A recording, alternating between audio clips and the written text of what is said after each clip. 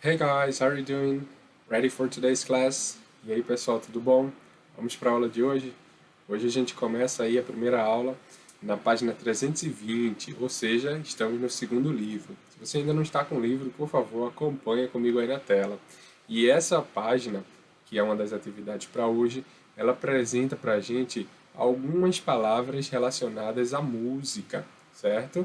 E essas palavras vocês vão encaixar aí em cada categoria que tem abaixo, ó. O que são substantivos, o que são adjetivos, o que são verbos e o que são tipos de música, certo? Que são substantivos também, mas a gente vai encaixar nesta categoria específica, tá bom? Se você não conhece alguma dessas palavras que está aqui, ó, danceable, concert, sing, folk e as outras, procura, por favor, no dicionário para que vocês possam encaixar na categoria correta, beleza?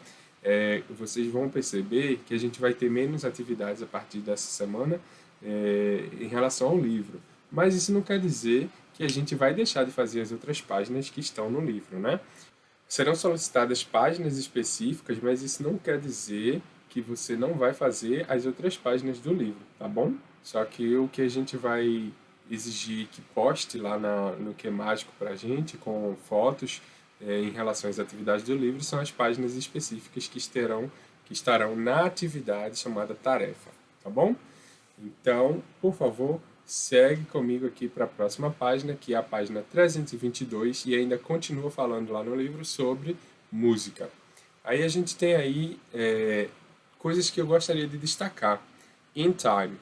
The definite article the is used before musical instruments, ou seja, o artigo definido, THE, que é o as, os, as, em português, né? Ele é utilizado antes dos instrumentos musicais. Então, quando você fala uma frase que vai ter um instrumento musical nessa frase, você precisa utilizar o artigo definido antes do instrumento. Por exemplo, I can play the piano very well. Eu toco o piano muito bem. Pete plays the saxophone.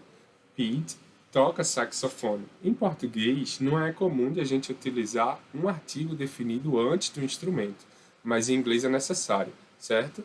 E como é a regra da língua, a gente está aprendendo a língua, a gente tem que seguir essa regra da língua. Não esqueçam de, quando for fazer uma frase que envolva um instrumento musical, você adicionar o artigo definido, que é o THE, antes deste instrumento. E aqui, ó, mais uma vez tem outras atividades nessa página 322. Elas, como eu disse, não são exigidas na aula de hoje, que vai estar lá na tarefa do Que Mágico, mas eu sugiro que vocês façam. Mais abaixo a gente tem três palavrinhas: music, song e lyrics. O que é isso? O que é cada uma delas? Bom, music, como vocês estão vendo a letra U aqui, é um substantivo incontável. Lembra dos uncountable nouns? Pois é, o music é uma palavra que é incontável. Sendo assim, ela nunca vai para o plural. Eu destaquei isso aí porque é interessante que às vezes a gente vai traduzir música por inglês e bota music no plural. Isso está errado, gente. Não pode. Se a gente quer se referir à música num geral, num contexto geral, que como define aqui, ó, é um padrão de sons feito por vozes ou instrumentos de uma maneira agradável de se ouvir, isso aí é música, é a palavra que define, em geral, o que é o som, certo? Mas quando a gente se refere às músicas específicas, uma obra de algum cantor que você canta, alguma coisa assim, a gente usa a palavra song, certo? E essa sim é um substantivo contável, como você pode ver aqui entre colchetes a letra C. Substantivo contável é aquele que pode ir para o plural, porque a gente pode definir uma quantidade. Então aí a palavra song, eu posso utilizar one song, two songs, 10 songs, quantos songs eu quiser. Ou seja, eu vou quantificar, vou botar um número em cada música, certo? E aí eu posso botar a palavra no plural, uma música, duas músicas, três músicas. E essa aí, a palavra song, ela vai para o plural sem problema. Não pode botar music no plural. Olha os exemplos lá. I like pop music. Eu gosto de música pop. Madonna's music is known throughout the world. A música de Madonna é conhecida no mundo todo. Vocês podem ver que a palavra música aí, nesse contexto dessas duas frases, está sendo utilizado no modo geral, certo? Música no modo geral. Então aí é uma palavra que é invariável, ela nunca vai para o plural, music. Agora, song, olha os exemplos. Like a Prayer is a famous song recorded by Madonna in 1989. I like 3 songs on that CD. Like a Prayer é uma música famosa gravada por Madonna em 1989. Nesse caso aí, song, está no singular, se refere a uma música só, que é o Like a Prayer. E I like 3 songs on that CD. Eu gosto de 3 músicas nesse CD. E aí, nessa vez, agora, a gente tem a palavra songs no plural, se refere a 3 músicas do CD de Madonna. Então, você pode perceber que a palavra foi para o plural e a gente acrescentou S. O que não acontece, relembrando mais uma vez, na palavra music, que vai ser sempre singular. Lyrics é um substantivo plural, certo? E se refere à letra da música. Exemplo: That singer writes the lyrics for most of his songs. Aquele cantor escreve a letra da maioria de suas músicas. Então aí, gente, nós temos a palavra lyrics se referindo à letra da música. Vamos agora para a página 323, onde temos o tema Present Perfect Continuous, que nada mais é do que a continuação daquele assunto que a gente já viu na primeira unidade, em toda a primeira unidade, né, que é o Present Perfect, só que agora com um sentido adicional, porque a gente agora se refere a ações que estão em progresso. Vamos agora ver uma frase para entender melhor os usos do Present Perfect Continuous. Malaki Samedi has been playing the drums since he was a little child. Malaki Samedi toca bateria desde que ele era uma criancinha. Isso significa que ele começou a tocar um instrumento musical quando ele era criança e continua tocando.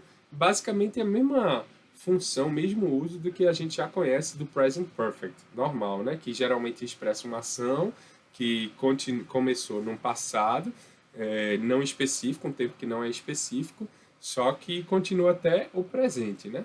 E mesma coisa com o Present Perfect Continuous. O que você pode notar de diferença na estrutura é que, além de a gente ter o have, que está na terceira pessoa, por isso ficou has, a gente agora tem também o verbo to be no particípio, e ele vai ser sempre assim, vai sempre aparecer has been junto agora, e o verbo principal, ao invés de estar no particípio, agora ele vai receber ing no final, certo? Então, este tempo verbal, Present Perfect Continuous, ele é usado para as seguintes situações, como vocês estão vendo aqui na tela, com uma imagem para cada. An action that started the past and continues up to the present. Uma ação que começa no passado e continua até o presente. Past actions with present results. Ações do passado com resultados no presente. Repeated actions. Ações repetidas. Então, são 3 os usos principais do Present Perfect Continuous, ok?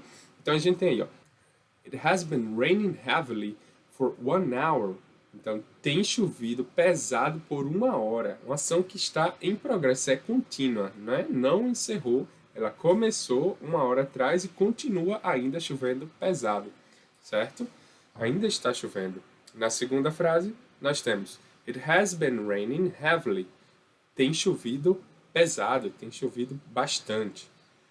Então, não está chovendo mais, mas a gente pode ver os resultados do que aconteceu no presente, né? Que no caso a grama está molhada, o chão está molhado, está tudo molhado. Próxima frase. I play the piano very well. I have been playing the piano since I was 12 years old.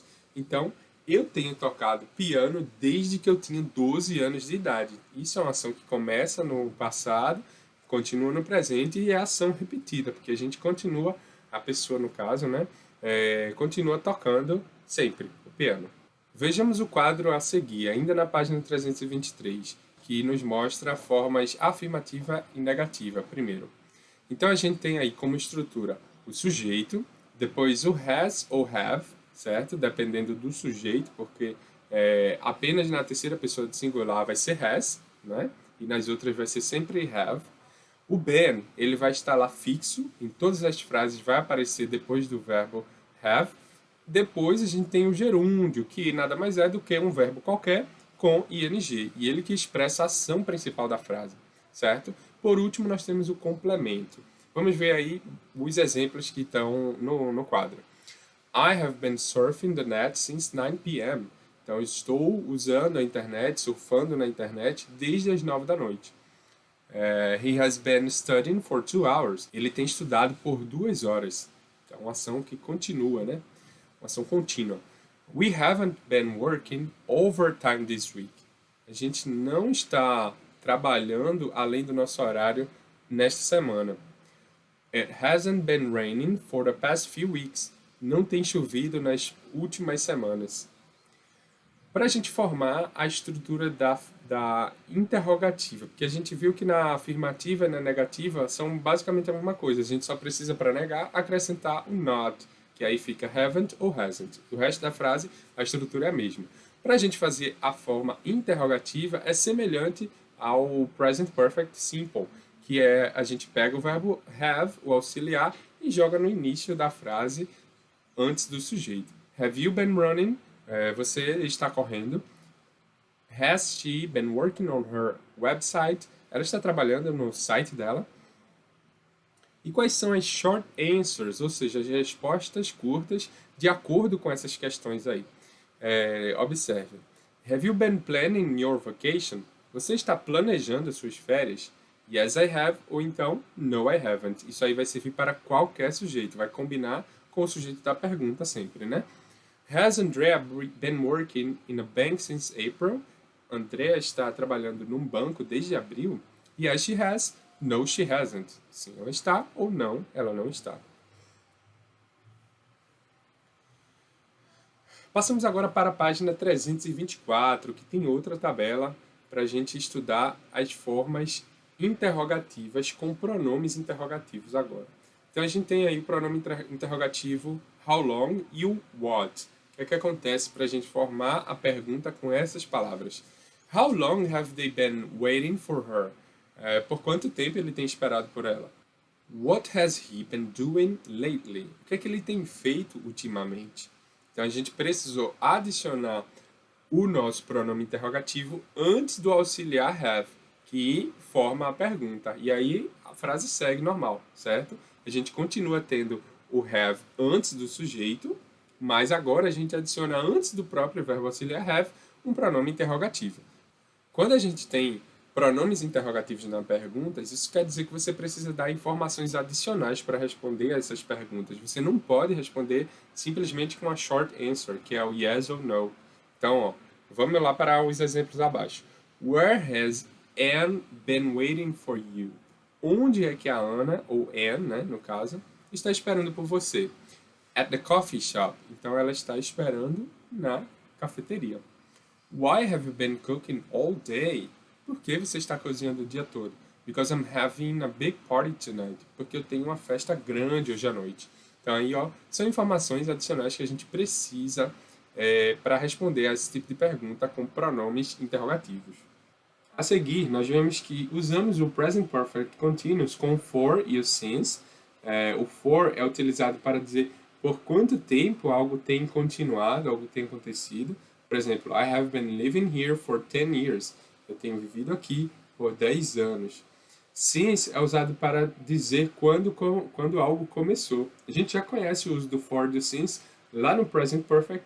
E aí, como ainda estamos falando do Present Perfect, mais o Continuous, ele tem o mesmo significado, o mesmo uso. Então, I have been living here since 2000. Eu tenho vivido aqui, ou eu vivo aqui, desde 2000. How long? A gente também usa o how long. É usado em perguntas, sempre. How long have you been taking guitar lessons? Por quanto tempo você tem tido aulas de guitarra? Então aí a gente pergunta sobre a duração, para responder com for ou com since, geralmente. E o recently and lately. Também a gente tem o recently, que é recentemente, ou lately, ultimamente. Ainda na página 324, gente, nós temos aí um comparativo entre o present perfect e o present perfect continuous. A gente vai poder diferenciar com essa tabela. Present perfect é utilizado para falar sobre o quanto alguém tem feito, quantas vezes alguém tem feito algo ou quantas coisas alguém fez.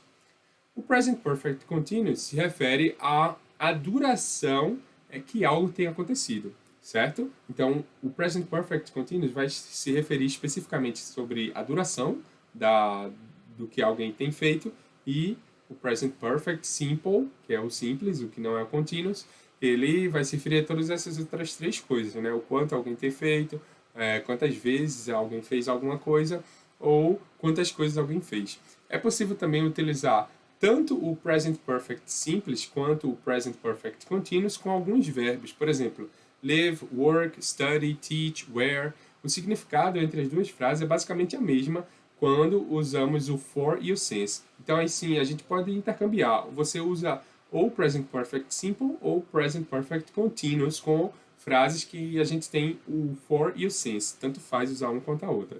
I have lived here since 2010. I have been living here since 2010. Ou seja, nas duas frases, eu tenho morado aqui desde 2010. Nos dois casos aí, a gente começou a morar em 2010 e ainda está morando no local. Página 325. I haven't been feeling very well recently. A gente vê aí que o presente perfeito contínuo não é utilizado com verbos que não expressam ação. Exemplos: become, believe, care, coast, hate e tantos outros que vocês podem traduzir para saber o que significa cada um deles. Mas esses verbos que estão em destaque, eles não expressam uma ação, portanto, não usaremos o present perfect continuous com eles, tá bom? Alguns verbos podem ser verbos de ação ou não ação. Exemplo, think about, pensar sobre. Eu pratico a ação de pensar. Think that, achar. Nesse caso aí, eu acho que você expressa uma opinião, portanto, não é um verbo de ação, nesse segundo caso. Então, a gente pode utilizar think about, a gente pode utilizar no present perfect continuous, mas quando a gente usa think that, com outra preposição ali, e ele se refere a uma opinião, então a gente não usa no present perfect continuous. Have geralmente é um verbo que não apresenta uma ação, mas é um verbo de ação quando a gente expressa algo sobre ter uma experiência, ter um momento difícil, se divertir, ter dificuldade, ter problemas. Então aí a gente pode utilizar quando have se referir a essas situações. Aí a gente pode utilizar no present perfect continuous. Ainda na página 325 nós temos mais atividades para vocês, que no caso vai dar 325 a 327. E o primeiro quesito pede o seguinte, ó: preencha os espaços em branco usando o present perfect continuous dos verbos entre parênteses. Então você vai lembrar da estrutura, tanto da forma afirmativa, negativa quanto interrogativa, para fazer essas frases. A primeira é uma interrogativa, vamos lembrar. Então a gente tem lá um pronome interrogativo no começo, que é o what. O que é que a gente faz agora? Usa o have, depois a gente usa o you, que é o sujeito, porque o have ele vem para antes do sujeito, e depois a gente continua com a nossa frase, que é o been e o do com ing, gerúndio. Então a pergunta fica como? What have you been doing? Ok? Nas outras, temos frases afirmativas e frases negativas. Então, preste atenção para poder fazer. Segundo quesito, pede para você observar a imagem e adivinhar ou chutar o que é que essas pessoas estão fazendo, o que é que elas têm feito na vida dela. Então, você pode utilizar aí para responder um advérbio de tempo, recently, ou lately, ou for, ou since, ok? Para criar as frases. Então, faça uma frase para cada imagem. Terceiro quesito pede para você ler as situações a seguir e escrever frases usando o present perfect continuous. Então, basicamente, você vai juntar as duas orações em uma, fazendo o present perfect continuous, certo? Quarto quesito, responda as perguntas usando as palavras dadas no present perfect continuous. Então, a resposta já foi dada, a ideia foi dada. Você só precisa formar uma frase com o present perfect continuous e as palavras que estão entre parênteses.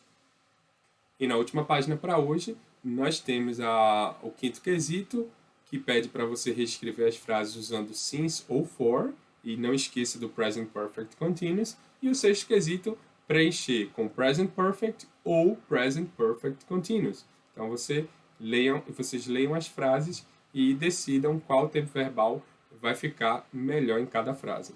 Ok? Por hoje é só, gente. That's all for today. Thanks for watching and see you next class. Bye bye!